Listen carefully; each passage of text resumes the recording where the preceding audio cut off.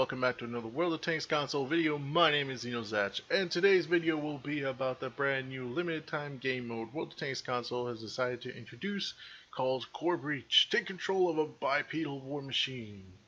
Warriors in Mechs pit their bipedal war machines against each other. Choose either the USSR or the USA Mech to fight. And honestly, I've gotten to play this game mode quite a bit, and I have to recommend it to anyone who's ever played a Mech Assault game, because if you weren't astonished before, welcome to Core Breach with a superhero landing. So I have to say it is quite fun to see the animation from World of Tanks console and bringing this kind of mech to life between either one of the mechs, with each of them having their own unique design. The Steel Comrade here is for the Russian, of course, if that wasn't obvious by the comrade part, and you can see that it has, again, a really unique design. Nothing to do with tanks, of course, but it definitely has a really cool feel to it, as well as the Iron Soldier. You can see that the size difference in these things are definitely larger than tanks, as well as the reason the map had to be built specifically for them. Again, not really big of an issue in my opinion, but you know, there are people out there. So these things just tower over. If you want to use the flagpole, that thing is it's huge. And you might be noticing, well, these things have no crews. Well, that's because I actually took them out of the tanks themselves that they come with. The commanders, they're just fillers to me, and decided you can actually train. I decided to put a crew of my own from my own tanks into this and activate a crew booster, and I'll get to that in a second. You can actually use any crew from any nation in either of these tanks, and sorry, I just keep enjoying this animation. But just to point out again that there is some huge size difference between the comrade and the soldier, if it wasn't obvious as well. But you can actually take any crew and implant it into these tanks and use them as a crew trainer, because you actually get a whopping amount of experience from each game played from the game mode. While it doesn't give you any silver, you don't gain or lose any silver.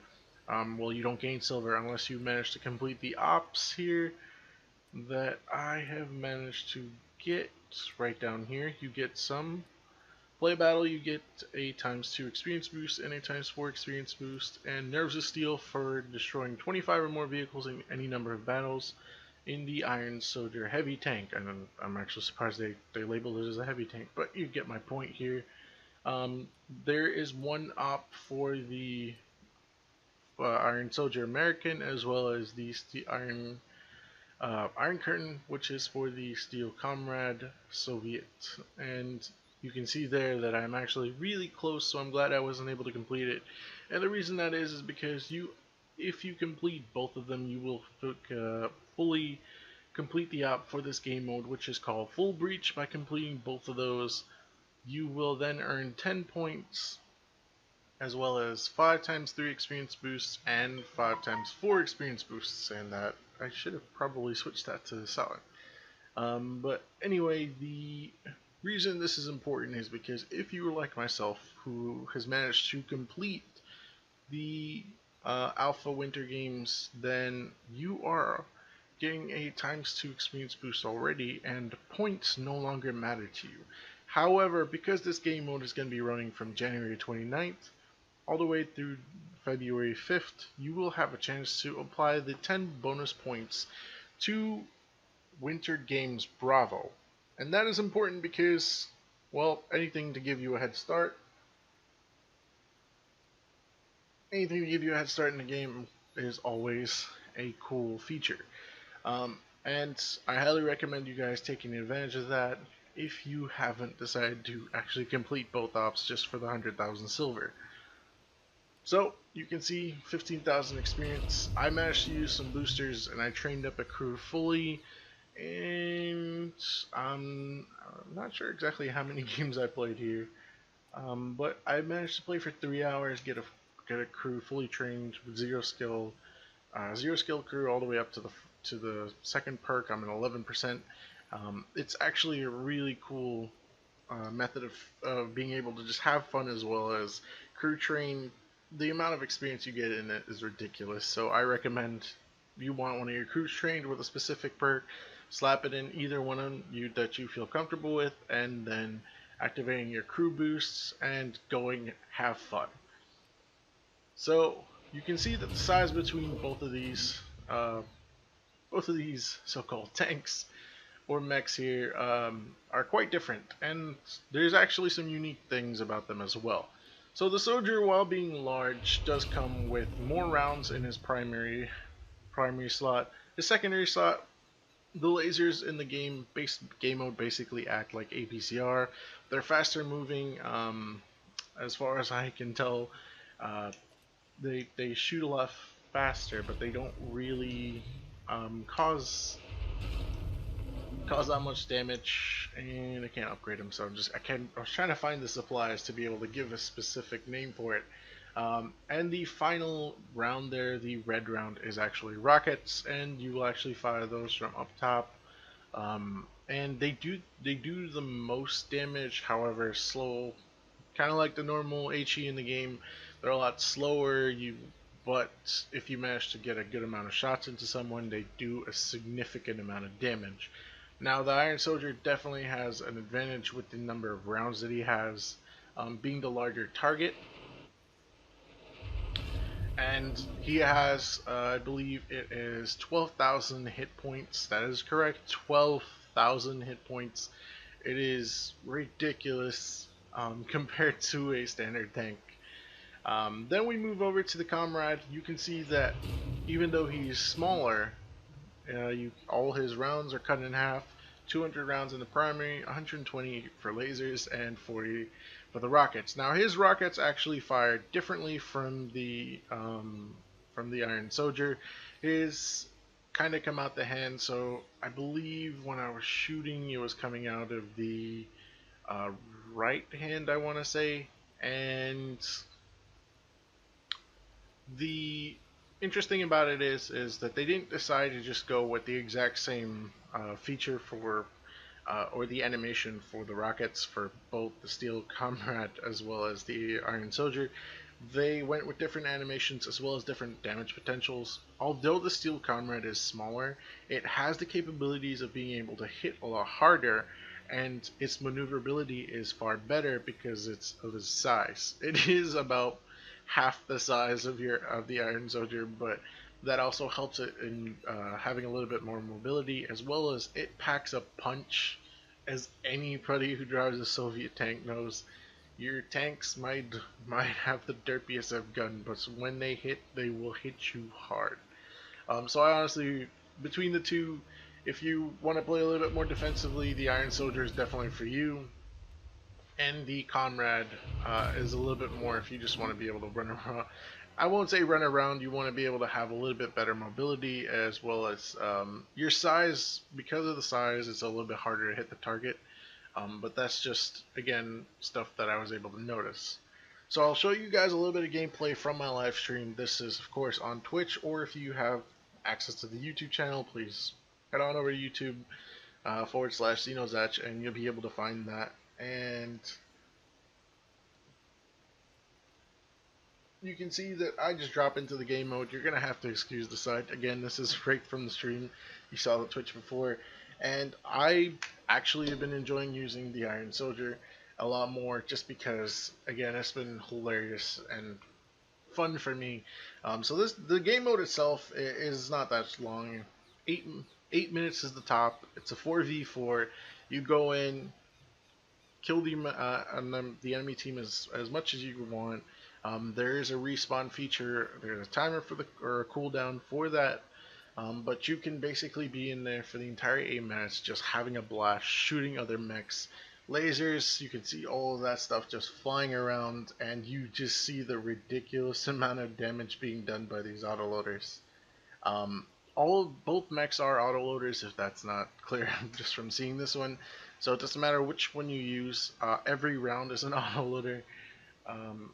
and every both mechs are auto loaders. So it's just, you can see the way the animation for these go around, and one guy managed to die right there. Now there is a thing I want to warn you guys, if you're actually in the game mode, if your friend is dying and you see this, please move away from them or the enemy, because the animation from being destroyed or the explosion actually does cause damage. So if you are near a friendly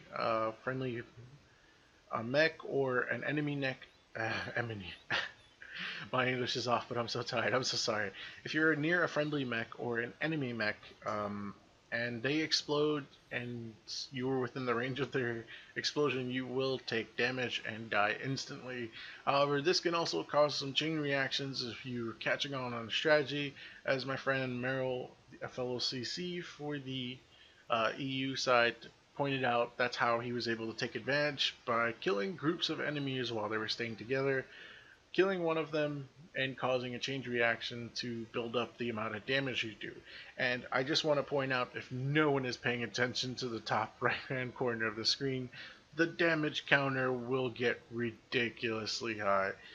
Probably some of the highest numbers in World of Tanks, or I won't say World of Warships because they definitely get up there, but World of Tanks console or World of Tanks PC has probably never had this kind of damage, and that's to be expected with the mechs. So have all I can suggest is you guys go in, have fun, enjoy it. If you're a fan of the old mech games, just pick it up and have fun. That's it. That's all you used to do in your mech assault games. Well, that's all I used to do anyway. And this is definitely fun. So we're gonna let this one ride out, and you'll just be able to see just a little tad bit of being able to just have fun in the game. And honestly, throughout the entire stream that I've had, this is cut from, I believe, 3 hours of mech that I did play. It is fun, and you can see right there, you shoot out of your mech when you die. Your cooldown starts, redeployment, and the mini map on this actually does highlight where you spawn back in, so people will be able to. But bam, back into the game and going right back at it. So there are some glitches in it, and whether or not they actually notice and patch anything, it's not really that big a deal in my opinion. So what can happen sometimes when you're switching through the ammo very fast, you will actually glitch it out to where the loader will say that there is nothing loaded. However, you will still be able to shoot. This has happened twice to me, once to Cryptic while we were playing during that time, as well as, I'm not sure if it was um, just because of a bug or whatnot, but if your tank is fully loaded with one type of ammunition and you switch to the next ammo type, your tank will not reload. It will just fire off those. I'm assuming this is because it's counting as a separate ammo type altogether, or separate kind of a separate cannon firing rather than just the same, which it is in a sense just from looking at it from a visual aspect. However, the game probably just doesn't recognize a multiple, so it doesn't change. If you're mid reload and you change it, it's gonna reset the reload, of course. Sometimes it'll actually fully reload, because that happened a couple times with just the spamming of the button, kind of like with Adrenaline Rush. It'll actually just, or not Adrenaline Rush. Is it Adrenaline Rush? No, what's the Intuition? It'll automatically finish the loading. Um, it is ridiculous with some of the other stuff, but every building on the map is also destructible, and once you can coordinate with your team, you're pretty much going to be an unstoppable opponent. And that's something else I should bring up as well about this time. The game mode actually allows you to platoon up with friends.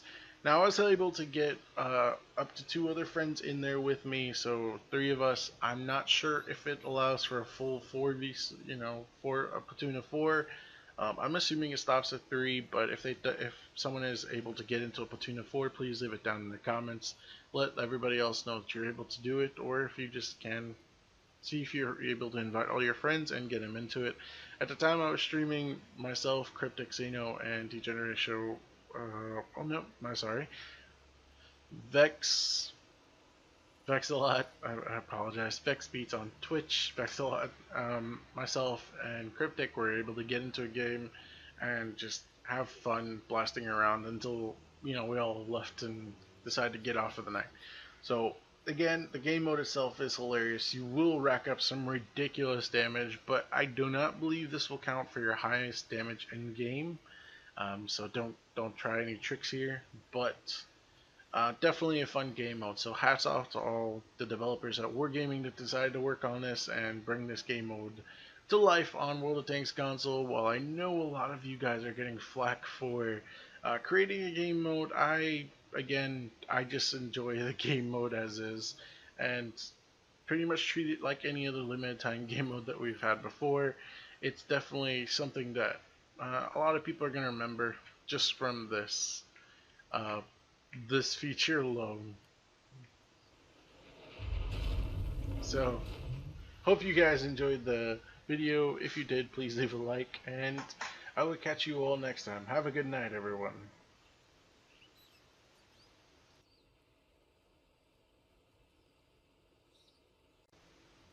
Hey everyone, just a quick tidbit of stuff that I missed out in the video, and I need to address. Firstly, while the soldier does come with 12,000 hit points, the comrade unfortunately falls down, and that's kind of to be expected, to 8,000 hit points, which is again still far more than any tank we have in game. And that's again the size difference, and should kind of have given that away. The second thing I forgot to mention in the video was that there are 4 consumables that drop while when you kill an enemy or when you die. And this is a full reload of your primary, secondary, and third ammo types, as well as a toolbox that will fully heal your mech back to full health, no matter how much damage you've taken. There is no set amount of HP it gives you. It literally will just poof, and you will see that sometimes in the video if you go back and look at the drops.